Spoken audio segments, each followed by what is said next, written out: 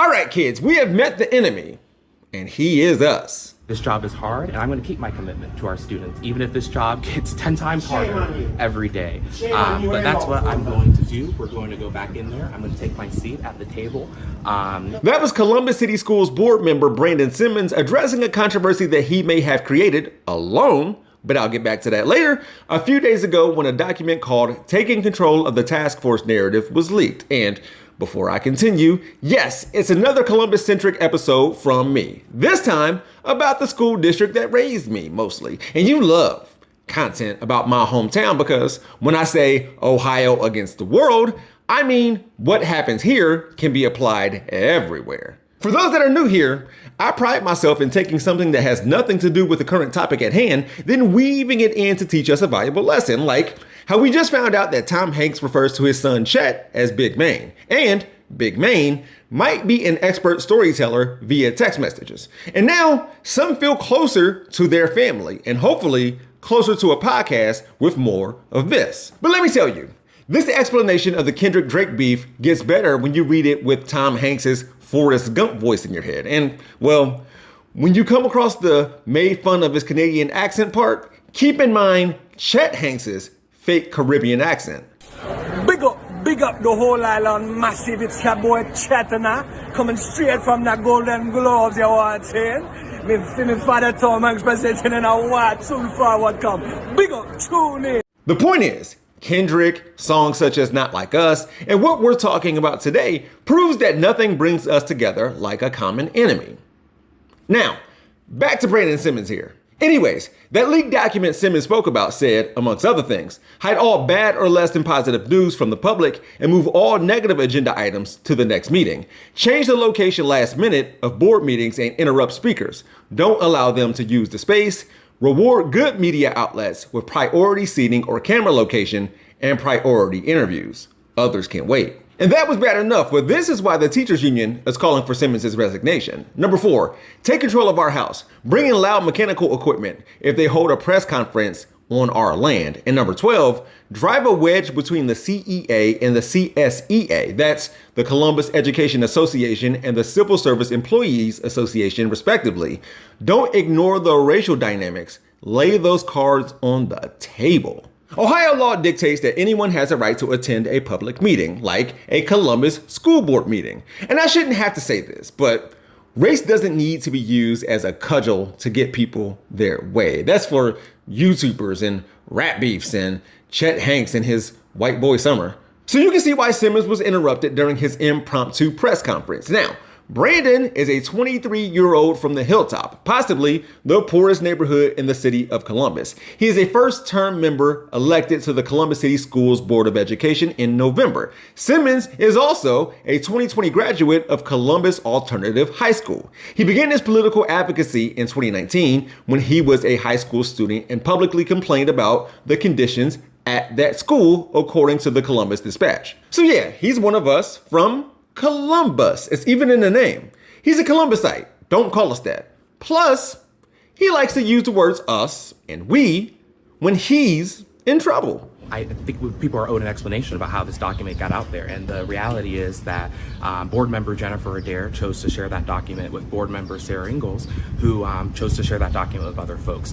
And so I want to emphasize that this absolutely was not the intended thing for the public to see. That happened after Simmons' first statement that I played earlier. He reportedly went over to the media gathered for a board meeting about to take place and told them he had a second statement where he claimed, without evidence, that others were involved in the planning of the document. Oh, and he didn't take questions afterwards either. Brandon Simmons will go on to say that this document wasn't supposed to see the light of day and it was an early draft. But does this mean that this document was founded on division and he was going to improve upon it from there? Or this wasn't the worst it could get and it would have devolved from there?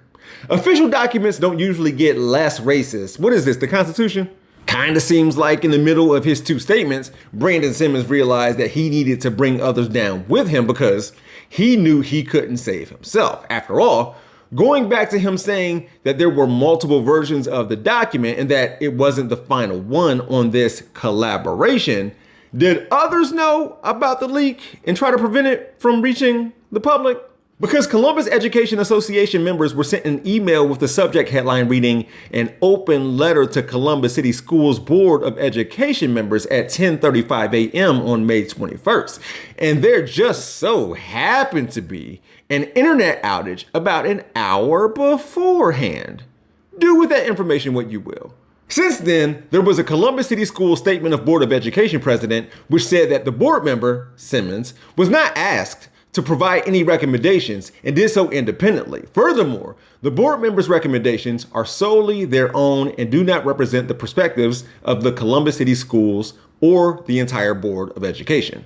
Additionally, Sarah Ingalls, one of the people whom Simmons mentioned by name, did a "I want her to know it was me" by admitting to leaking the document, so Simmons got that right, but she stated she had nothing to do with its creation, and the NAACP has condemned this memo for its lack of transparency. With that said, just 7 months ago, it was pointed out that while the Columbus City Teachers Union was pushing for a school levy, the Columbus chapter of the National Association for the Advancement of Colored People's Data based on public records said that more than 80% of the CCF school teachers reside outside of the Columbus City Schools District. One letter to the editor said, "People who don't live in the CCS district shouldn't provide their opinions on matters that primarily concern the CCS district." That levy, or a version of it, was later passed in November of 2023. So, for each $100,000 of market value, that levy increased Columbus property owners' taxes by about $200 and something.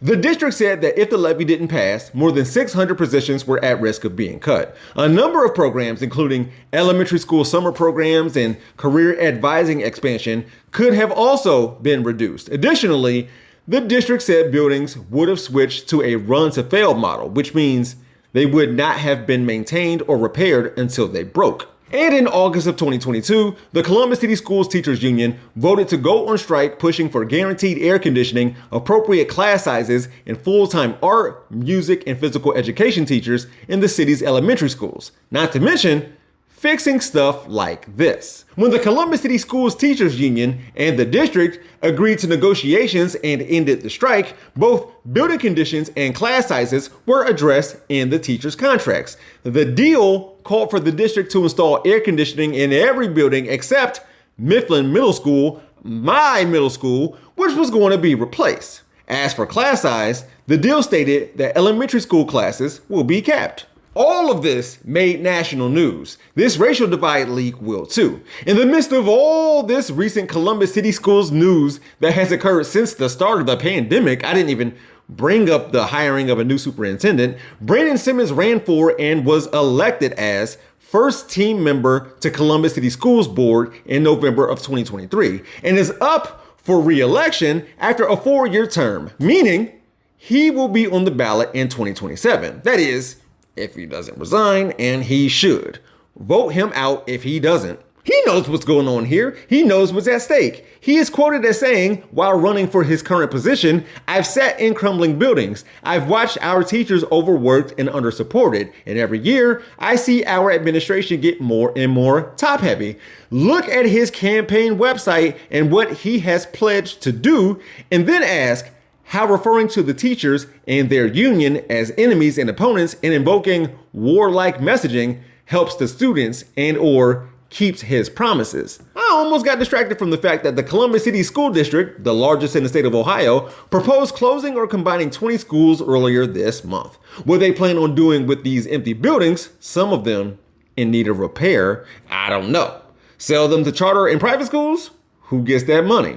Will condensing schools lead to longer commutes to and from buildings for students? Has transportation hired enough bus drivers? Will this decrease the amount of teachers in the district, leading to a higher student-to-teacher ratio? Why is enrollment steadily dropping over time? Will it drop at a higher rate now? See, I spend every school year in Columbus City Schools, except for my junior and senior year, so I can't dictate who does and does not get to take a bite out of the CCS apple. But I left Eastmore High because they were going to close the school 20-something years ago. Never did, but they still might.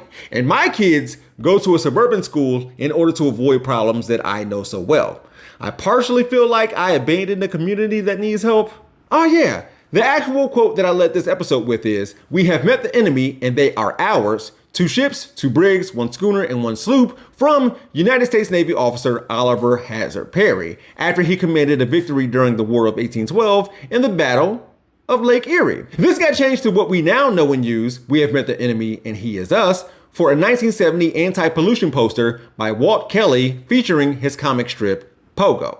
And yeah, I should say, Brandon Simmons apologized and said that he let the district down, and no, I don't think he acted alone. My loneliness. Locals, feel free to read the statements from those involved, along with the proposals to close or combine schools.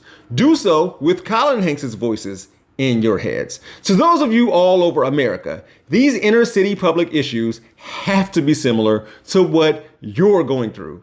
Even the leaked document thing. If not, don't even let me know. I'm sure there will be a need to talk about Columbus again soon. Until then, we're gonna be all right. If you were wondering, no, I don't usually wear glasses, and this is probably the last time you're ever gonna see me in them. My eyesight is actually dope, but I got elbowed in the eye while playing basketball with my students earlier today. I'm a YouTuber at night, and I'm a school administrator during the day. And man, I hope I don't have to make a video about the charter school that I work at one day. For more Columbus content, check out this video about food halls and this one about highways being racist.